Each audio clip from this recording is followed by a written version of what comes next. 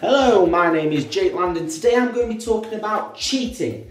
Now, cheating really gets on my nerves, and I know many people, cheating is just one of those things that it breaks your heart, it destroys you, you feel down at first and then you get back up again. I just think to cheat on someone, I think it's so demeaning. It makes that other person feel worthless, and if you cheat on someone, what's the point of having, you think the grass is green on the other side, but it actually isn't, and you just... people have got married and they go off and then they go off with someone else, they have kids with someone else while they're still married. I've been cheated on before, so I know how it feels. You feel heartbroken, you feel selfish, you feel worthless, and you just feel like, you can't do any better. At that moment in time, yeah, that's how you feel. But time gets better, as time goes on, you think, actually, that person was a dick, that person weren't anything to you, it was something at one point, but then you think, hold on a minute, I can live without that person, I've been without that person for so long, but what does like a couple of years matter to being since you've been born, basically? So you can live without that other person, but it can be demeaning, it can be, frustrating, cheaters go out there and there's no thought for that other person, that they're actually with, and to be honest, if someone cheats on you, they're not worth anything, I always say if they can have them, they can have them, basically. If they can get to them, they're not worth it, they're not worth fighting for, let them go where, you can do a lot better. Why don't you do the decent thing and tell that other person that maybe that your sex life is broken apart, or maybe tell them that you don't love that person, instead of keeping them waiting, go getting in bed with someone else and coming back for second portions. What the hell? I just don't know how people can live with it inside if they know that they've gone out on a Saturday night or something and they've gone out and done something with another girl or another lad, or and then they go back home the next day and be all pally and being nice as if they're in a relationship and they've done that the night before.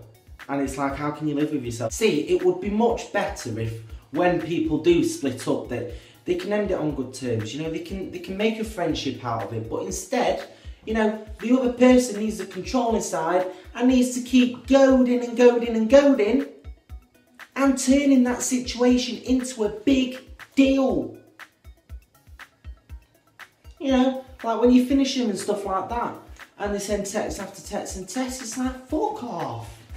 Do you know what I mean? If you don't want to be with that person, don't think, I'll keep them waiting, I'll go sleep with someone else, and then I'll come back to them. That isn't how it works. Sit them down.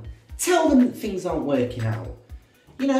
Don't wait until you see that other option, like the one night stand or something, to see if that can turn into more, keep the other one waiting, and then decide, what's that doing good for your partner that's probably been your partner for the last couple of years? Don't keep her second best, or him second best. Tell them, talk to him. Everything, things can happen in life where it might put you under pressure and it might tip you over the edge, so maybe you go to someone else who's more comforting, because maybe your partner's stressed out. But instead of doing that, talk to each other. Don't let things go on and on and on where it escalates and turns into a great deal. Sit that person down, talk to them like adults. Don't waste years. There's people that have had kids, they're married, and then they go off with someone else because they think the grass is greener on the other side. You've got to think, what does it do to families? What does it do to children? They think, oh, daddy's found a new friend, a soulmate. They're off now. That poor little child, that apparently you love this person who you had it with, that little child's in the middle of all that. And marriages and stuff like that, everybody spends so much money on getting married, and then a couple of weeks after, oh, I'm cheating on you. Oh, I'm pregnant with someone else's baby. Fucking hell. People nowadays, they just seem to be greedy. You know, they blame it all on alcohol and drink. I went out last night. Yeah, do you know what? Guess what, mate? I went into someone else's bed. But what? You've got a missus. Yeah, but, you know, she doesn't need to know. Why the fuck? You know, you've had too much to drink. You blame it on drink.